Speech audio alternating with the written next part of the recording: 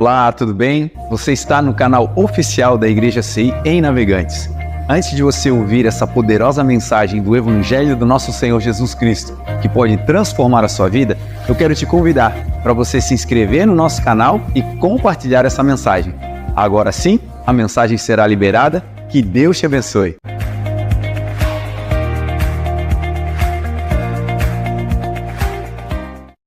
João, Evangelho escrito por João, João 1. Vocês estão me ouvindo bem aí? Tá bem aí? João 1. João 1, bem no comecinho do Evangelho escrito por João. Enquanto você procura aí, essa palavra, gente, que o Senhor me deu para nós ministrarmos hoje, ela é uma palavra que, primeiro, é elucidativa, é uma palavra que tem por característica a mensagem de hoje, retirar algumas dúvidas que, porventura, possam pairar no coração de alguns. Dúvidas no que tange a promessa do Senhor, dúvidas sobre o propósito de Deus, algumas dúvidas sobre o tempo também em que estamos vivendo, porque por vezes nós estamos nos esforçando, fazendo aquilo que o Senhor colocou nas nossas mãos, mas parece que a evolução, a progressão não está equiparada, não está equalizada com o sacrifício. Muitas pessoas estão vivendo hoje uma luta diária no trabalho, em casa, se esforçando, levando a sério a palavra do Senhor, e parece que a recompensa, a progressão, a colheita não está compatível com o seu esforço. Então a palavra de hoje é uma palavra para elucidar, para tirar dúvidas, mas também é uma palavra de encorajamento sobre o futuro, uma palavra para nos encorajar sobre aquilo que Deus, através do seu Filho Jesus, já realizou para nós e em nós, dando a nós uma esperança e uma boa expectativa sobre o futuro. Então essa é a linha por onde nós vamos hoje, e vamos pensar desse texto, do texto de João, algumas riquezas para que a gente possa caminhar no sentido de conhecermos um pouco mais sobre a obra de Jesus nas nossas vidas. Então esse é o texto, João 1, quem achou diz amém. Amém. Diz assim a palavra do Senhor: no princípio era o Verbo estava com Deus e o Verbo era Deus. Tudo foi feito por ele, sem ele nada do que foi feito se fez. Nele está a vida, e a vida é a luz dos homens.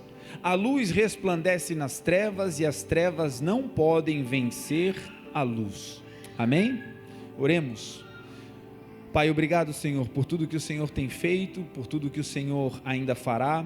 Que o Teu Espírito Santo, Senhor, se mova em nós e através de nós. Que a Tua palavra, Senhor, agora seja lâmpada para os nossos pés e luz para o nosso caminho. Abençoa-nos, Senhor, nessa noite, que todos nós possamos sair daqui edificados, transformados, melhorados e mais parecidos com o Teu Filho Jesus.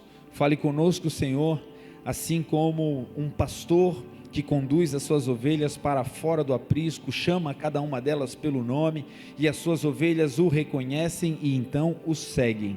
Nós queremos te seguir. Fale conosco, Senhor, que eu seja um ministro simples, um canal, um transmissor da Tua palavra, e que todos nós sejamos agora como uma boa terra, que vai receber a poderosa semente da palavra de Deus, acolher essa semente e dar frutos, e frutos com perseverança. Obrigado, Jesus, porque até aqui o Senhor tem nos ajudado. A Ti, Deus, nós te damos honra, glória e louvor, em nome de Jesus. Amém. Amém? Irmãos, talvez uma das passagens bíblicas mais citadas, mais faladas, utilizadas até em propagandas, em marcas de produtos, desde a tenra idade até aqueles que não são religiosos ou que não frequentam igrejas, recebem muitas vezes o ensino ou tiveram contato com a palavra de Deus, que está atrelada ao início da história da humanidade. O texto que relata como Deus criou o mundo, como Deus criou o universo, mas sobretudo a parte que fala sobre a criação do homem. A ciência vai dizer, através de Darwin, que nós somos a evolução de primatas, de macacos. Nós, os que creem em Deus, não cremos nisso. Nós não cremos que viemos de uma ameba e que essa ameba foi evoluindo e nessa evolução perdemos no meio do caminho a cola e criamos condições de andar em pé e hoje estamos aqui seres bem dotados de ciência e de conhecimento. O que nós cremos é o que a palavra de Deus diz. A nossa origem não é a origem evolutiva, a origem da evolução.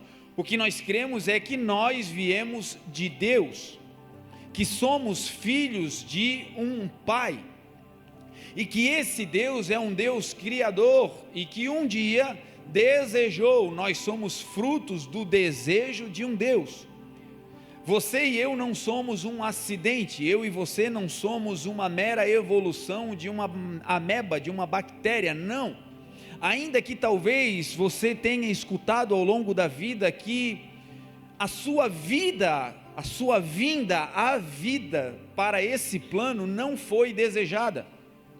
Algumas pessoas carregam esse estigma negativo, porque ouviram ao longo da sua vida que a gravidez que lhe deu a vida foi indesejada, que nasceram fruto de um acidente, palavras pejorativas que estão atreladas ao ato do momento em que você surgiu e veio para essa terra.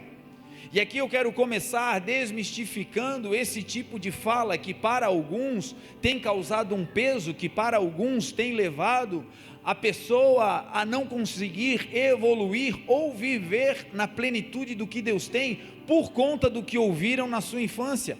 Carregam até hoje uma carga pesada e um rótulo de indesejado, indesejada, de fruto de um acidente, que vieram a esse mundo de maneira equivocada. A palavra de Deus, meu irmão, vai dizer que o Senhor, Deus, foi aquele que um dia desejou criar a humanidade, e ao desejar criar o homem e a mulher, Ele os criou à sua imagem e à sua semelhança. Deus criou macho e fêmea, homem e mulher, e a imagem de Deus Ele os criou. E Deus, quando criou, não criou por um acidente ou de maneira forçada. Deus criou porque desejou nos criar.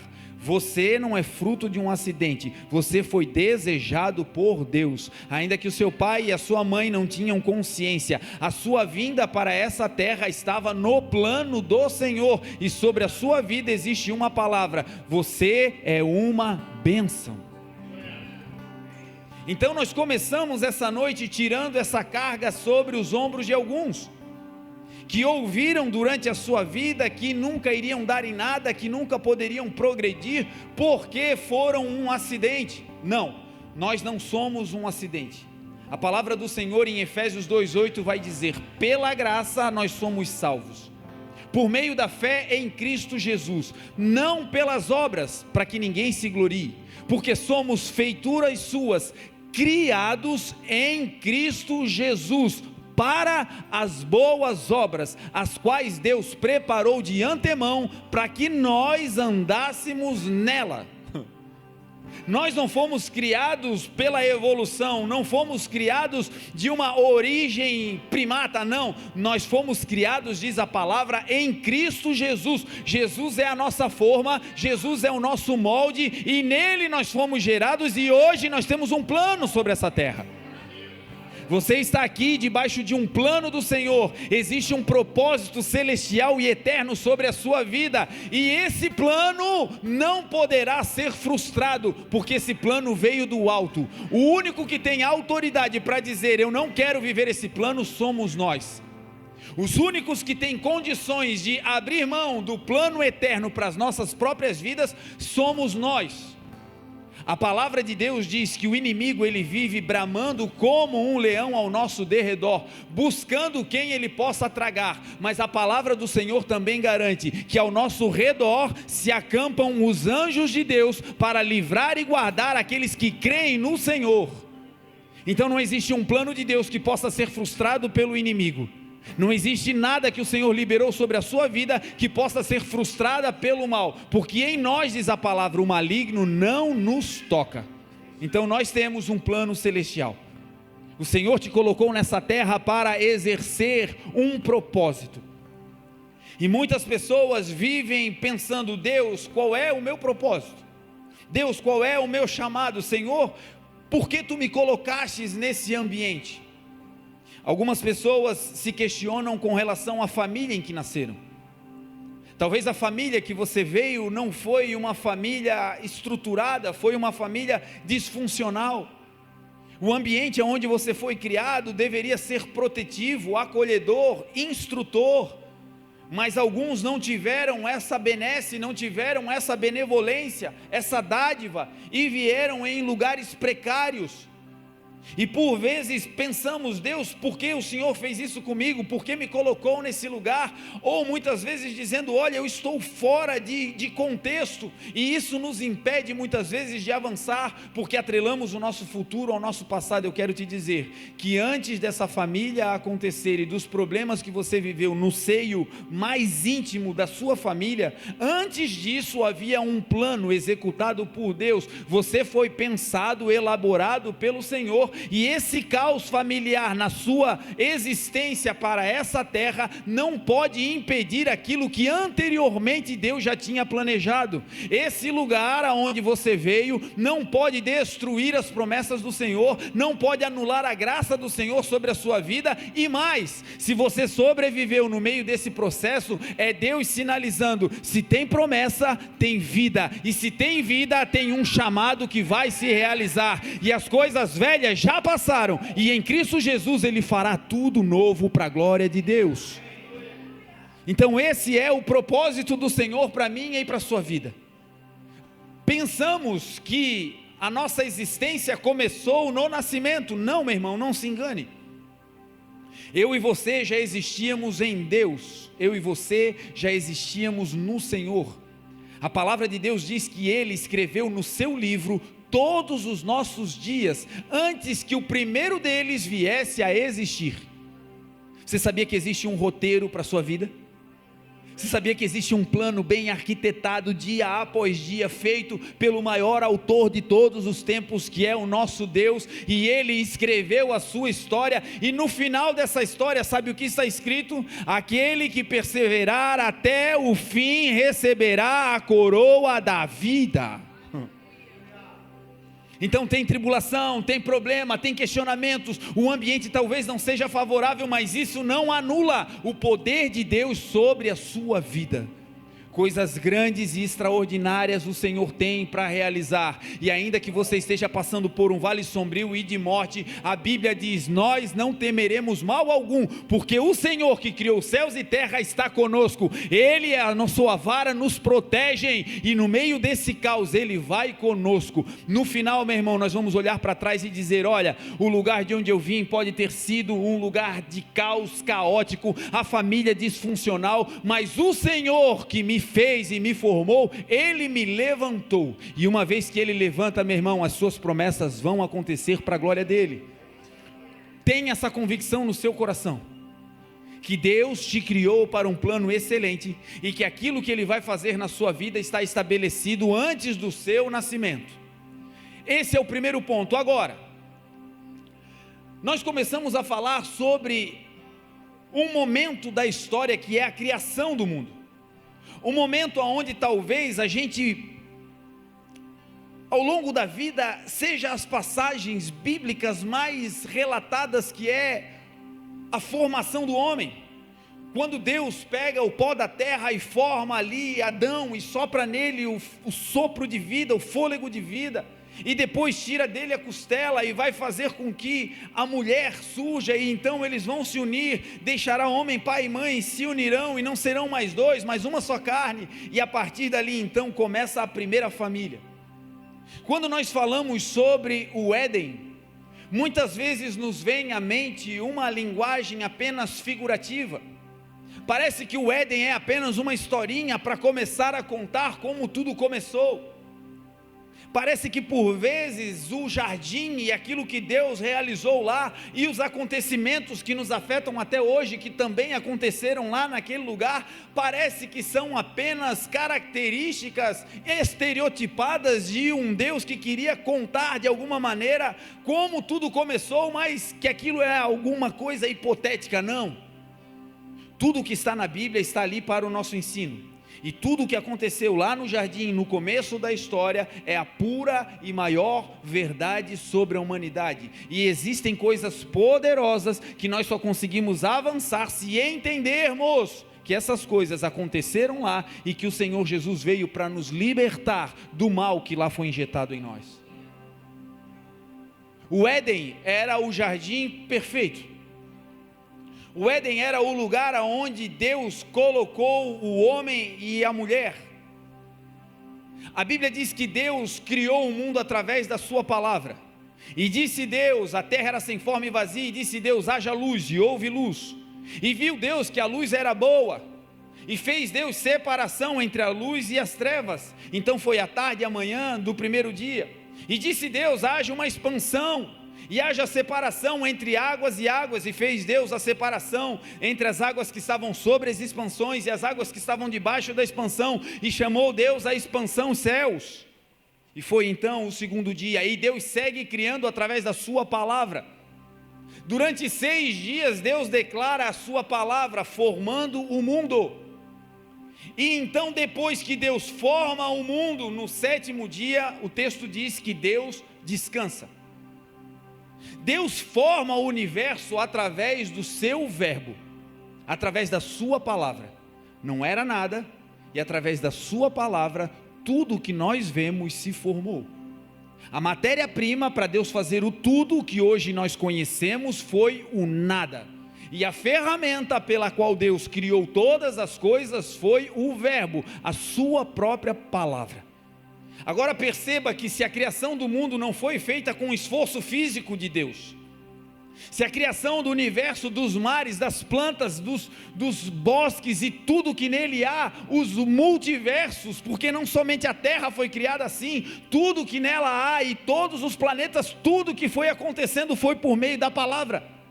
Não houve uma demanda de esforço físico, então seria desnecessário Deus descansar no 7º dia. Deus é Deus, Ele não tem necessidade. Deus, ainda que fizesse manualmente o mundo e todas as coisas, no 7º dia não haveria necessidade de descanso. Ele é Deus. Deus não se cansou de falar. Por que então no 7º dia Ele descansa? Esse descanso no 7º dia significa, depois que eu crio, eu contemplo aquilo que eu criei. Deus está criando coisas na sua vida, e enquanto Ele está criando coisas na sua vida, existe um mover da palavra, e de repente parece que Deus para de falar. E talvez você esteja nesse momento, em que parece que os céus já não bradam mais, que a leitura da Bíblia já não flui como antes, a revelação já não procede como antes, as profecias talvez não fluam como antes, e você diz, Deus está calado. Então eu quero te dar uma boa notícia: se Deus está calado é porque a palavra que Ele tinha que liberar para criar o novo na tua vida já foi dada. Ele está contemplando o que vai acontecer. Deus está contemplando aquilo que em mim e em você, da parte dEle, está sendo gerada. O 7º dia foi exatamente para nos ensinar que o Senhor é um Deus que através da sua palavra cria, mas também é um Deus que depois que cria, Ele é um Deus que contempla a sua criação. E como é que Deus contempla? O texto diz que Deus descansou. Aqui vem o segundo ensino sobre esse período tão profundo da história da humanidade. Se Deus fala e libera a palavra, e ao liberar a palavra Ele cria, e depois que Ele cria, Ele descansa. Ele também estava nos ensinando que uma vez que Ele te deu a palavra, uma vez que Ele te deu a promessa, uma vez que Ele liberou sobre você o verbo, uma vez que Ele tornou claro aquilo que Ele ia fazer através da manifestação da sua própria palavra, uma vez que Ele liberou a palavra, essa palavra não veio apenas para te informar, essa palavra não veio apenas para dizer, olha, um dia Deus vai fazer, não, essa palavra é uma sentença de criação. Quando ela foi liberada, Deus começou a realizar. Não é que Ele vai fazer, Ele já está fazendo. E agora qual é o comportamento de quem recebeu a palavra? Ansiedade, correria, bater a cabeça, sair igual um doido, é isso? Não! Qual é o ensino? Recebeu a palavra, recebi, agora faz o quê? Descansa, porque agora é a palavra que vai produzir, é a palavra que vai gerar, é a palavra que vai mover. Agora não é mais contigo, meu irmão, o que você precisava receber já foi dado, é a palavra. E talvez você esteja aqui e diga, olha, eu não recebi ainda uma palavra, então deixa eu usar aquilo que o Senhor me deu como direção de Deus para essa noite. Você tem uma palavra, e qual é? Em Cristo Jesus, nós seremos mais do que vencedores. Toma essa palavra sobre a sua vida. Agora você pode estar em um vale difícil, agora você pode estar passando por dificuldades. Esse não é o fim, esse é o lugar onde a palavra está sendo gerada e liberada. O final é, em Cristo Jesus nós vamos vencer. Agora nesse lugar, o que o Senhor espera? Recebeu a palavra? Recebeu. Agora é descanso. Descansar é contemplar aquilo que Deus vai fazer, mas não significa um descanso de desprezo, porque por vezes o nosso descanso é aquele descanso da desconfiança. Quando Deus quiser fazer, né? Deus sabe.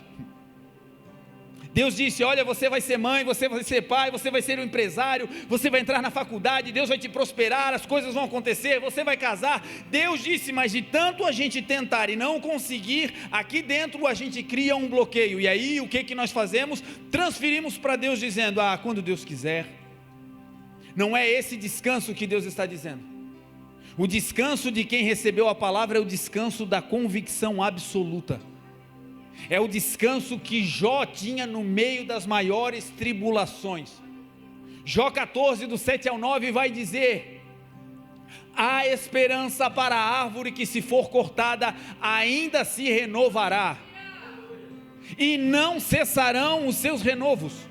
Se a sua raiz envelhecer na terra e o seu tronco morrer no pó, ao cheiro das águas brotará e dará ramos como a planta. E o inferno que se vire.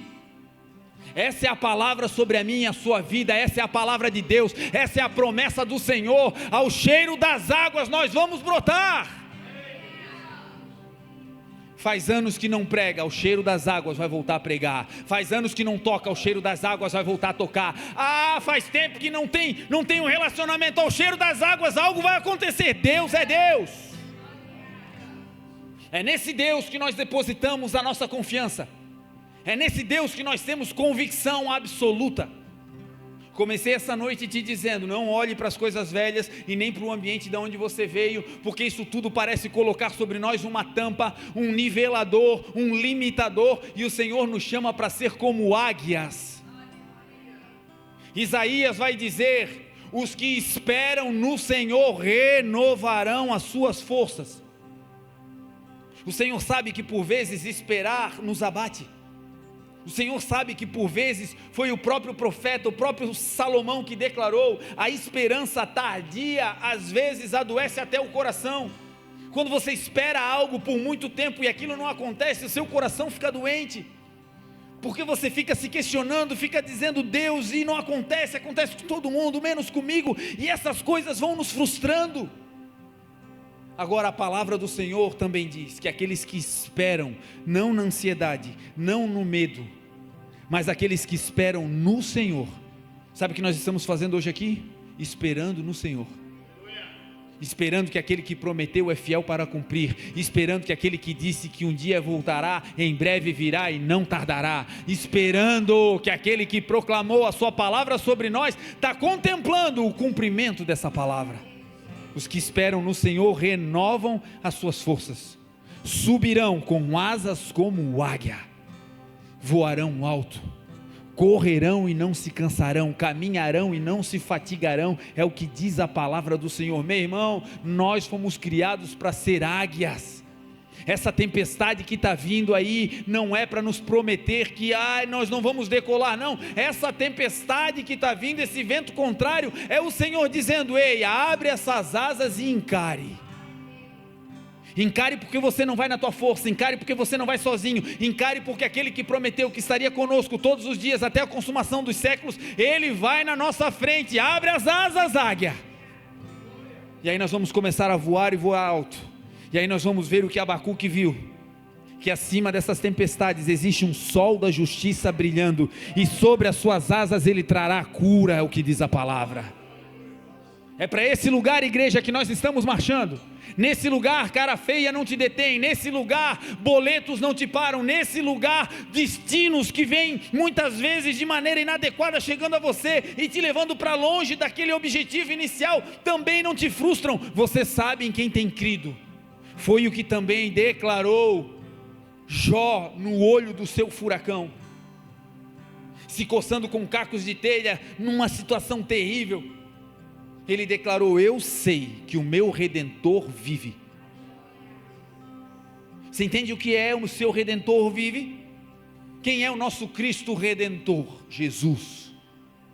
Ele, sem conhecer Jesus, estava declarando: eu sei que o meu Redentor, Jesus, o Filho de Deus, de maneira profética, apontando para o Messias, ele estava dizendo: eu sei que aquele que vai me livrar, ele está vivo. O nosso Jesus não está pendurado em uma cruz, o nosso Jesus não está travado em um madeiro, o nosso Jesus não está com as suas mãos pregadas, o nosso Jesus hoje vive e reina para todo sempre. Eu sei que o meu Redentor vive, disse Jó, e por fim se levantará sobre a terra. Ele vai se levantar, meu irmão, com um cetro de justiça. Ele vai mudar a história do teu casamento, ele vai mudar a história da tua família, ele vai mudar a nossa história. E isso tudo vai acontecer porque nós depositamos a nossa esperança nele. O segredo é exatamente esse: uma vez que recebeu a palavra, crer naquele que liberou a palavra. Secam-se as ervas, murcham-se as flores, mas a palavra do Senhor tem que permanecer para sempre. Foi ele que disse: os céus que nós vemos um dia vão passar. Quando o Senhor Jesus voltar, esses céus que nós vemos hoje, eles serão enrolados como um pergaminho. Não existirá mais esse teto limitante. Os céus passarão, a terra que nós hoje vemos, ela vai ser destinada para o fogo, diz a palavra. Vai se acabar.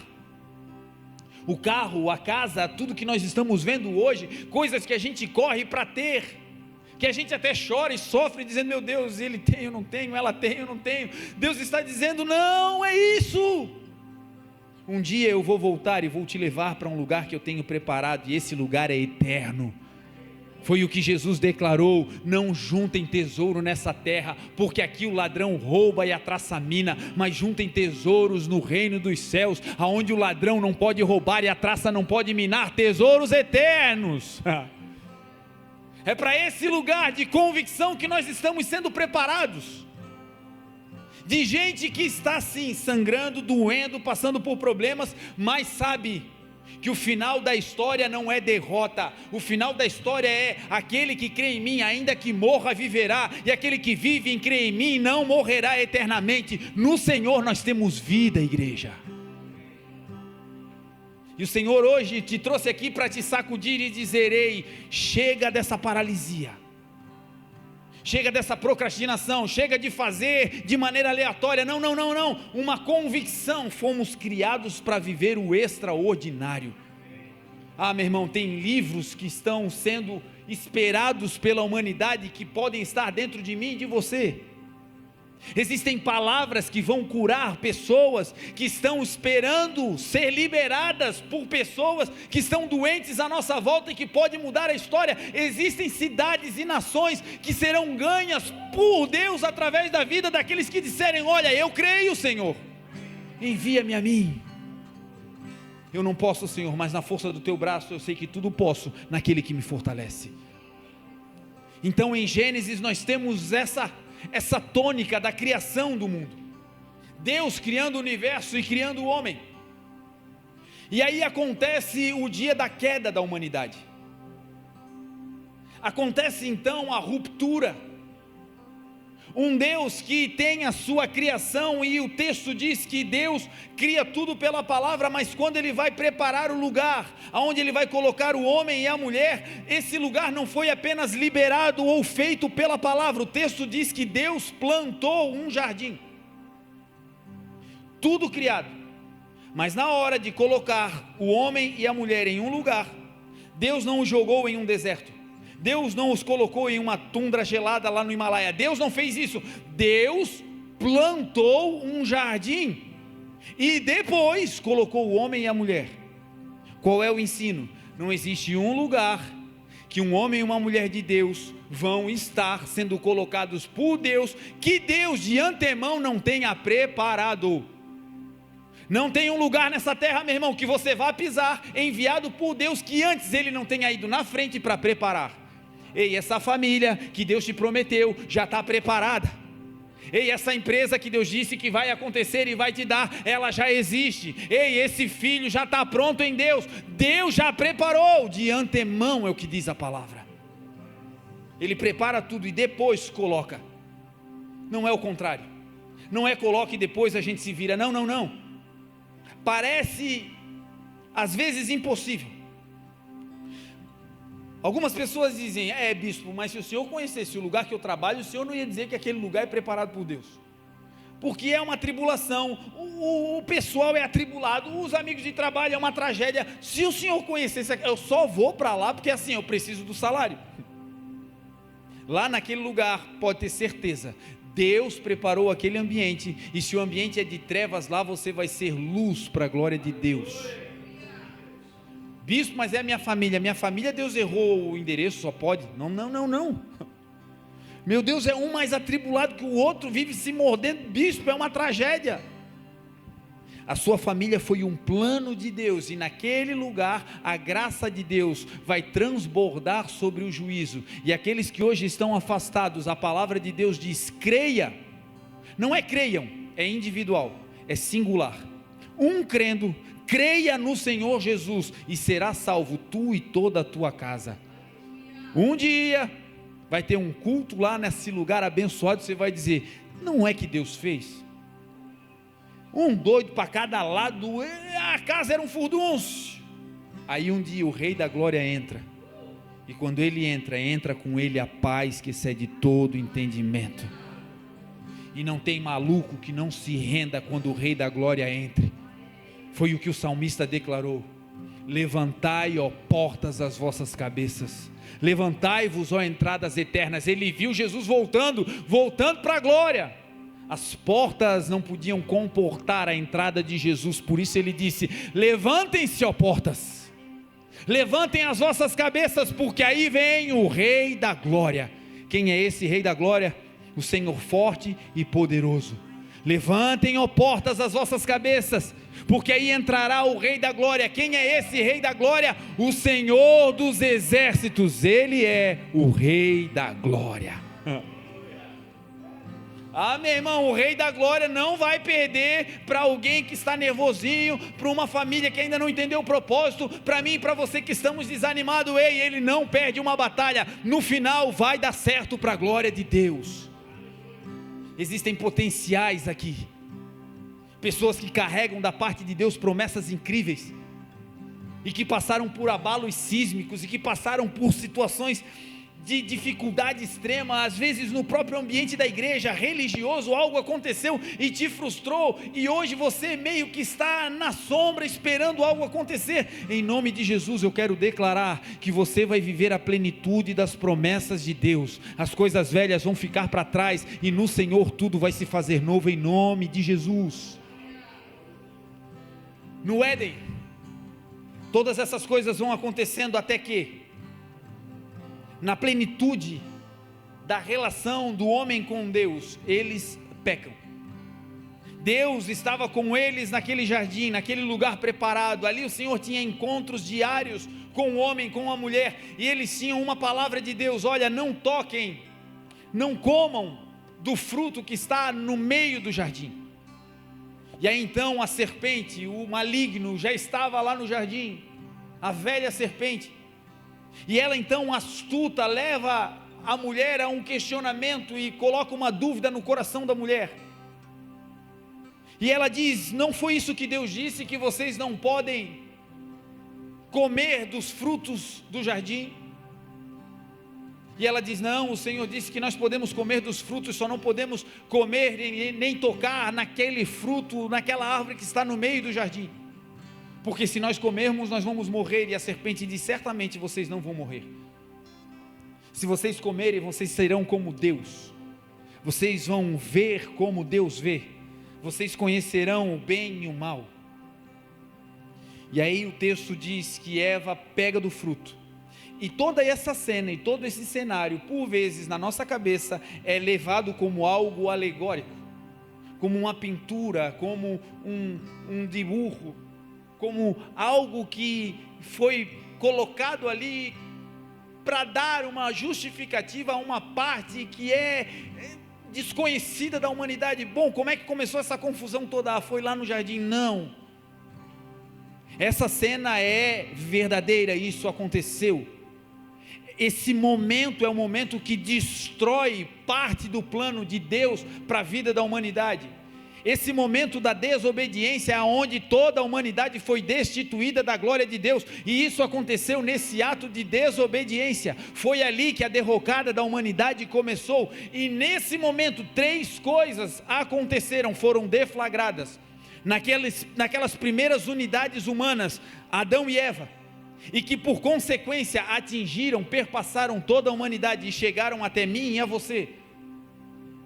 Quando eles pecam, quando eles comem, quando eles desobedecem, a primeira coisa que acontece na humanidade, que aconteceu lá e que vem por herança até nós, o texto diz que quando eles pecaram, os olhos deles se abriram.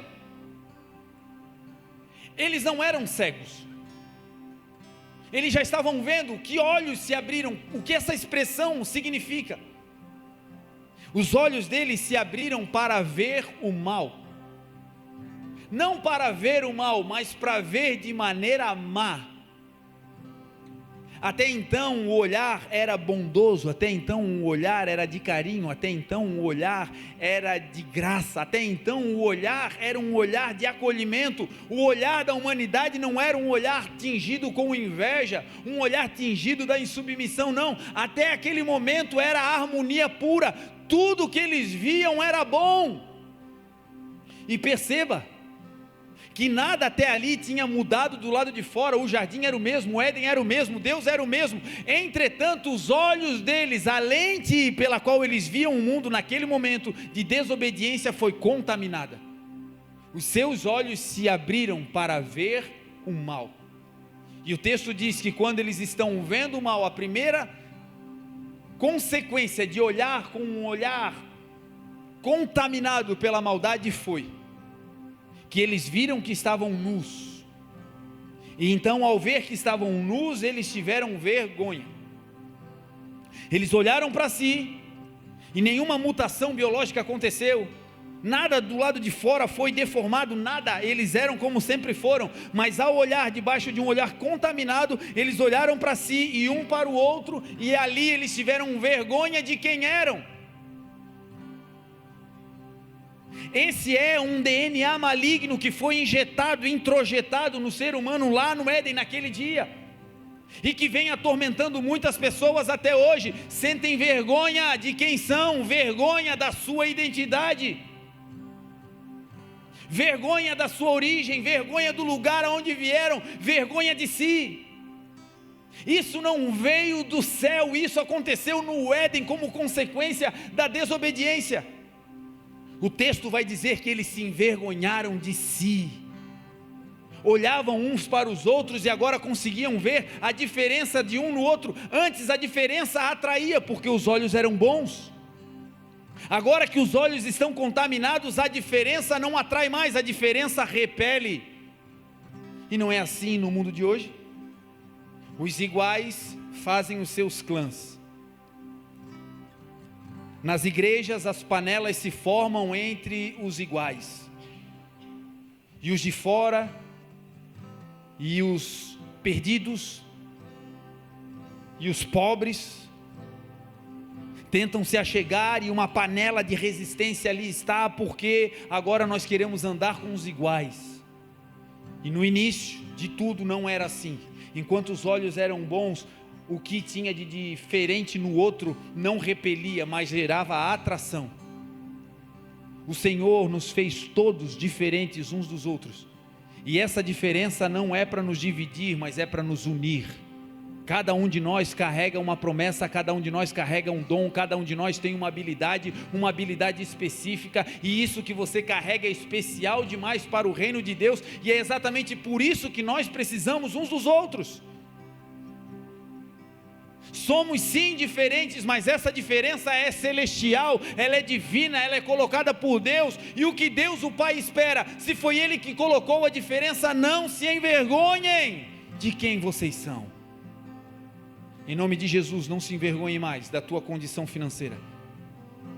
Hoje você pode estar passando por um lugar raso, o Senhor vai virar a tua história, e quando Ele mudar, o teu coração não vai mudar. Aquele que é fiel no pouco, sobre muito o Senhor o colocará.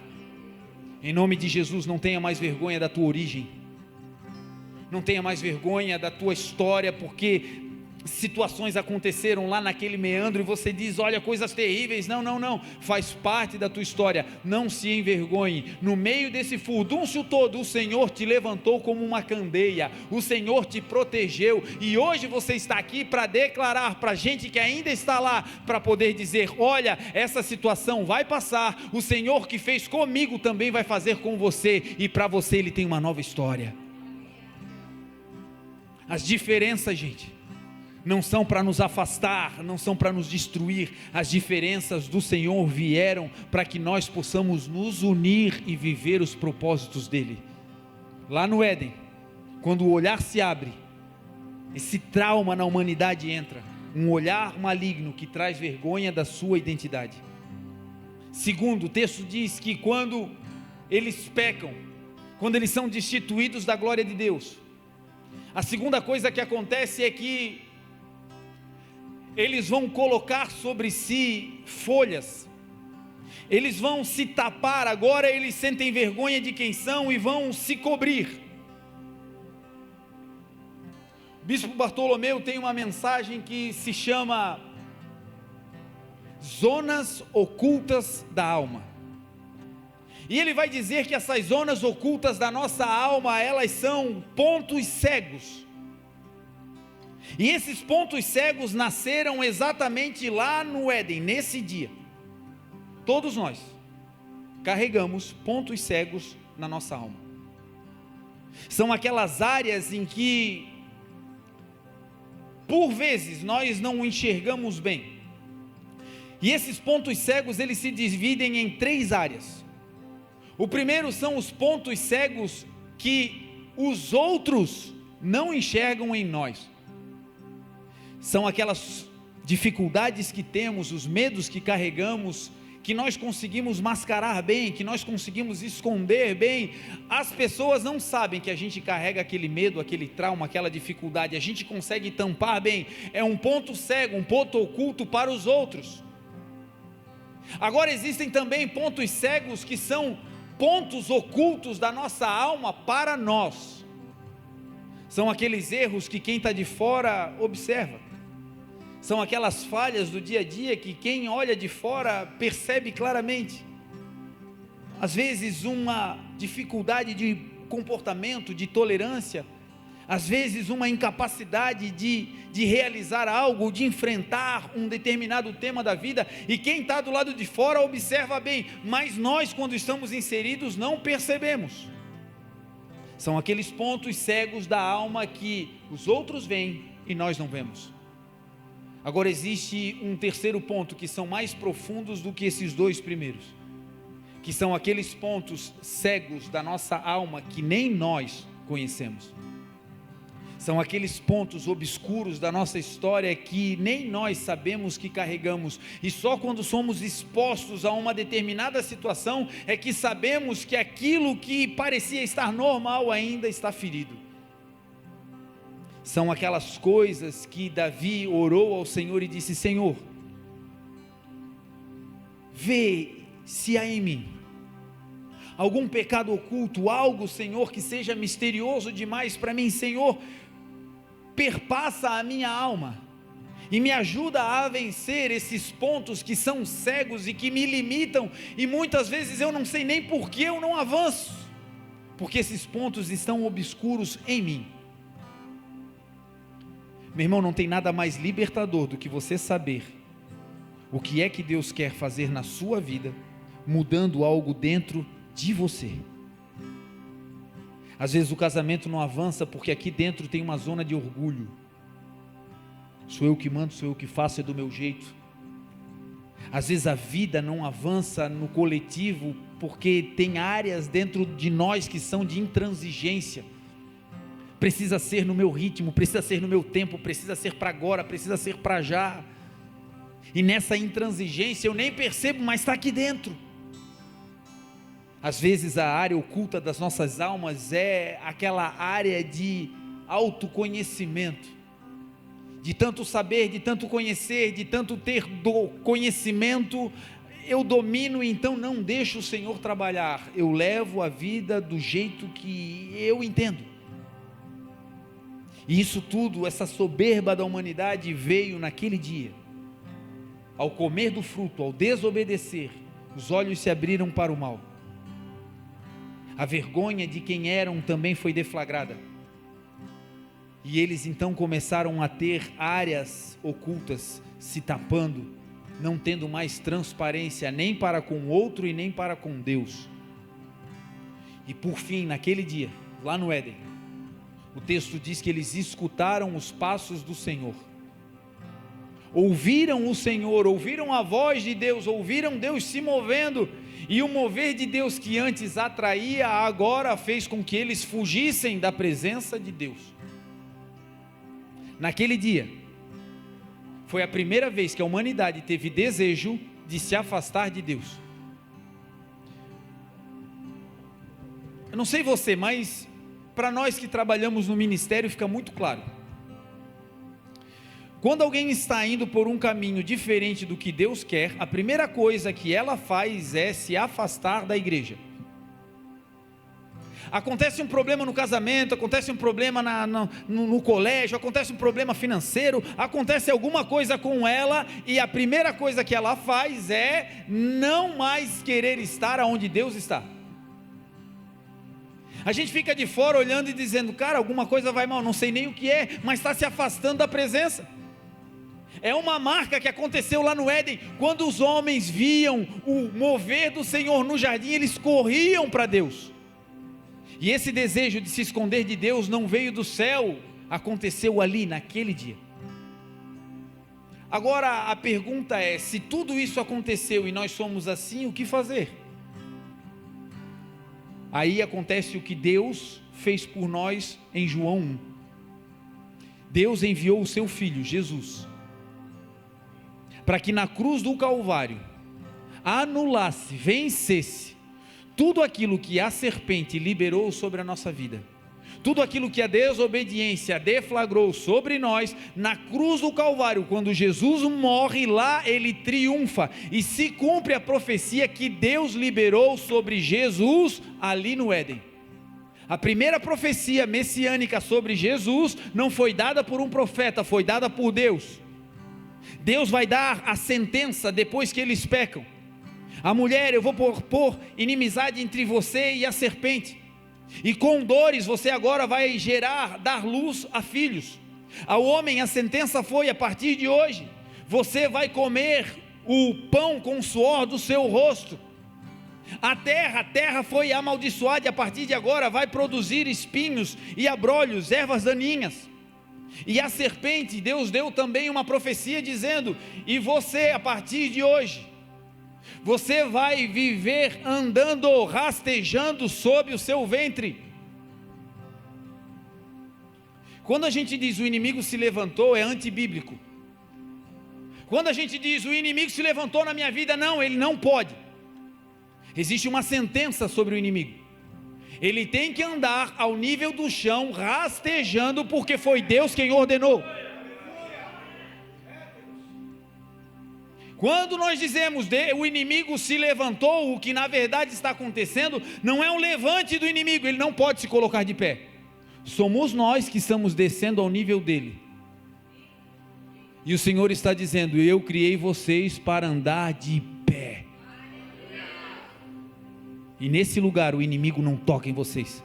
E essa autoridade já foi liberada. Na tua casa quem governa é Jesus. Na tua empresa quem governa é Jesus. No teu casamento quem reina é Jesus. Em Navegantes quem manda é Jesus.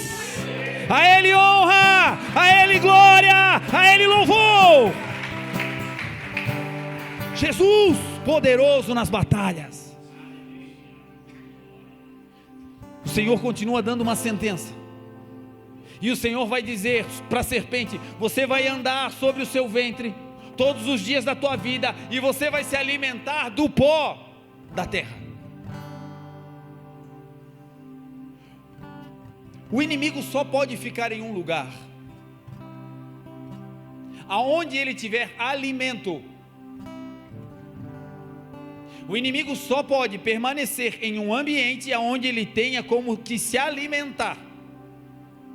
E o alimento da serpente, desde aquele dia, por sentença de Deus, é o pó. E o pó, ele vem na minha e na sua vida de duas maneiras antagônicas. O pó é levantado por nós por excesso de movimento. É uma correria desenfreada, é um bate-boca, é um agito, e ninguém para naquela casa, e é uma correria, é uma ansiedade, e levanta-se o pó, e ali o inimigo se alimenta. Provérbios 19 vai dizer que aonde se apressa-se com os pés, ali também se multiplicam os erros. Quando o homem se apressa com os seus pés, ou seja, sai correndo sem ter uma direção, levanta-se um pó, e ali o inimigo começa a se fortalecer. Na sua casa e na minha casa não vai mais ter correria, nós vamos andar no ritmo de Deus, nós vamos dar passos firmes no Senhor, e se não tem uma direção para ir, nós não vamos para lugar nenhum, nós vamos ficar esperando a palavra do Senhor, e quando Ele liberar a palavra, aí nós vamos em nome de Jesus. Davi tinha derrotado várias vezes os filisteus, várias vezes os amalequitas, várias vezes. Em uma determinada batalha, Davi vai falar com Deus e dizer: Deus, eu devo ir contra eles, eu devo atacá-los. E Deus disse: não, Davi, dessa vez você não os ataque. Você vai se acampar, se esconder debaixo das amoreiras, e você vai ficar escondido ali, Davi, tu e os teus. Porque tem momento que não é para ir para exposição, tem momento que não é para ir para a internet, tem momento que não é para falar para ninguém, tem momento que é para se esconder em Deus. Não dá para contar para ninguém, não dá para falar para ninguém, tem momentos que é nós e Deus. Te esconde aí, Davi, porque o teu currículo pode te habilitar, porque você já venceu várias batalhas. Mas Davi entendia, não era na espada e na lança que ele ganhava as guerras, era em nome do Senhor dos exércitos. E agora vem humildade, porque quando Deus diz, te mostra, aparece, brilha, resplandeça, eita glória, vamos embora.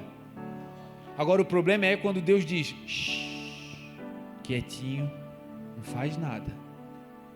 Deus, Senhor, e o tempo, Deus, aquietai-vos e sabei que o Senhor é Deus. porque estás abatida e perturbada, ó minha alma? Porque te perturbas dentro de mim? Espere em Deus, pois ainda o louvaremos pela salvação da sua face. Davi, te esconde aí debaixo das árvores. Davi era o rei, era aquele que as pessoas cantavam: Saul matou milhares e Davi os seus 10 milhares. Era o grande rei Davi, escondido debaixo de uma árvore. Uma situação vexatória para um chefe de estado, mas ali ele não estava sendo o Davi, o grande rei, ele estava sendo o filho de Deus. Porque por mais que cresçamos, nunca passaremos ao lugar de filhos de Deus. E ele se esconde, e o Senhor diz: fica aí, Davi, escondidinho, e daqui a pouco, em algum momento, você vai escutar um som, você vai escutar um tropelo de pés sobre a copa das amoreiras, e quando você ouvir esse estrondo sobre a copa das amoreiras, então Davi, se levanta e parta para a guerra, porque eu já saí na tua frente. No meio do agito, pode estar até escondido, mas se está agitado, não escuta o som, perde o time. O Senhor já disse: é agora, e a gente fica dizendo: Senhor, fala comigo, e Ele disse: já falei. O pó vem de muito agito, e por vezes a gente precisa baixar a poeira. Já ouviu essa expressão? Gente, vamos deixar a poeira baixar? É exatamente isso, gente. Vamos matar o inimigo nessa situação de fome, vamos matar o inimigo de inanição, vamos acabar com a vida dele sem fazer esforço. É só não dar comida para ele, ele vai morrer. Vamos deixar a poeira baixar, gente. Casais, na hora do fogo cruzado, em nome de Jesus, vamos deixar a poeira baixar. Pai, mãe, vamos deixar a poeira baixar. Lá na empresa, lá no colégio, ei, entre nós, vamos deixar a poeira baixar. Não vamos alimentar o inimigo, vamos matar ele de inanição. E o pó também vem por um oposto antagônico ao excesso de movimento, que é a paralisia. Uma casa parada, fechada, sem movimento, também acumula pó. A casa hoje aqui somos eu e você. Ministérios que o Senhor deu, chamados que o Senhor deu, palavras que o Senhor liberou sobre nós, dizendo: você vai, eu vou te levar, eu sou contigo, vai acontecer. Entretanto, algo aconteceu e nós fechamos a casa, nos sentamos e estamos vendo o tempo passar e o pó se acumulando.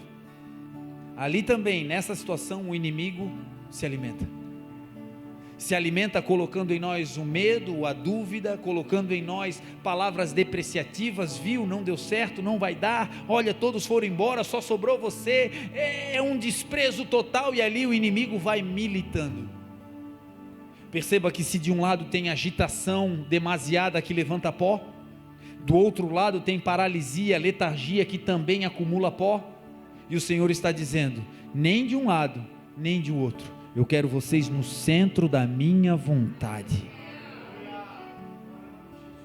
Eu creio que o que Deus vai fazer a partir dessa noite, nas nossas vidas, vai ser um libertar. O que o Senhor colocou no meu coração, enquanto me dava essa palavra, era isso: os meus filhos vão ser livres pelo entendimento que receberam nessa noite. Coisas que nos limitavam de avançar profissionalmente, familiarmente, coisas que nos travavam ministerialmente, hoje estão caindo. Nós entendemos, isso não é de Deus, isso veio como herança, mas Jesus veio para derrotar o maligno e nos dar vida, e vida em abundância. Para finalizar, quando Jesus vem, o texto diz que no princípio era o Verbo. No princípio de tudo, Jesus era o Verbo, era a palavra.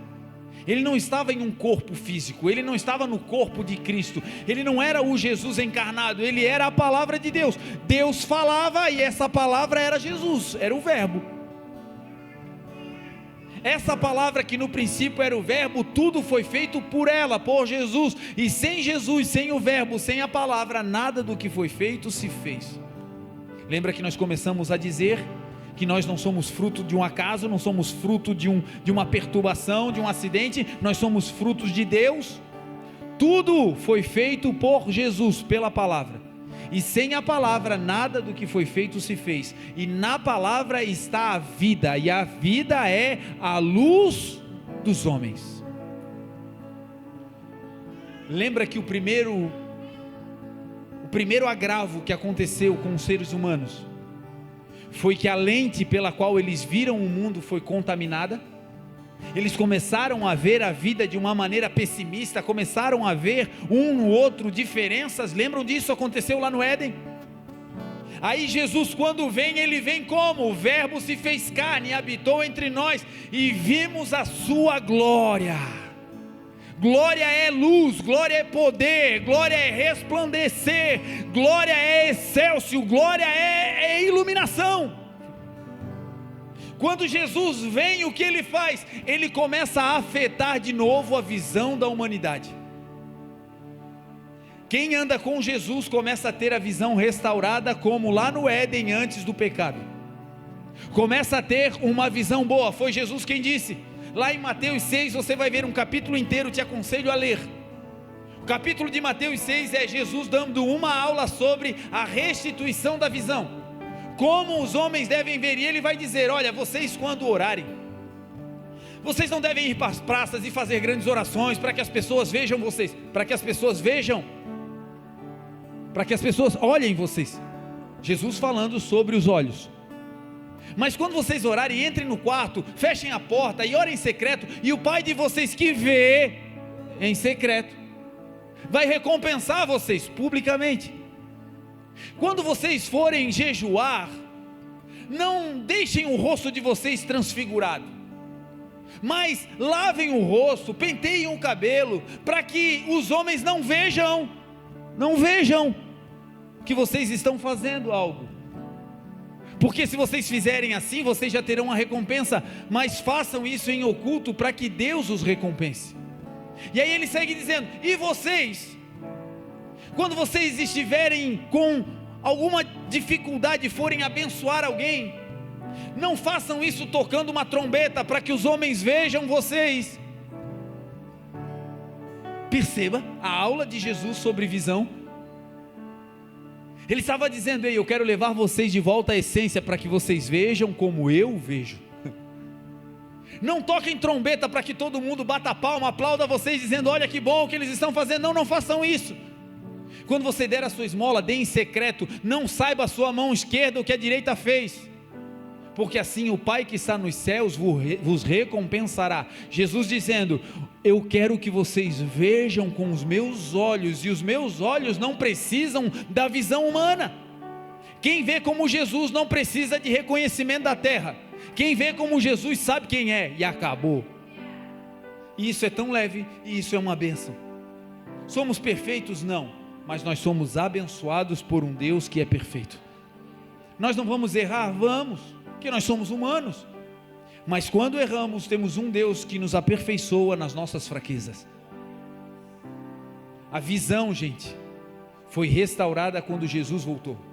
E para terminar, ele disse: se os teus olhos forem bons, todo o teu corpo terá luz. Os olhos são a candeia da alma. Se as luzes que estão em ti forem trevas, quão grandes trevas serão? Para terminar, Jesus vai dar uma aula sobre a restauração da visão. Jesus disse: se os teus olhos forem bons, toda a tua vida será iluminada. Perceba que Jesus não disse: se você olhar para aquilo que é bom, você vai ser iluminado. Jesus não falou sobre o alvo do que nós estamos vendo. Jesus não falou sobre o lugar para onde estamos olhando. Não, Jesus foca na lente. Jesus disse: você pode até olhar para algo terrível, mas se a tua lente for boa, o teu corpo terá luz. Aleluia, bababá. Jesus estava dizendo isso: vocês podem passar por situações terríveis, Mas se vocês olharem com os meus olhos, vocês não vão achar ainda nesse lugar terrível coisas boas, porque todas as coisas cooperam para o bem daqueles que amam a Deus e são chamados segundo o seu propósito. Se coloque de pé em nome de Jesus.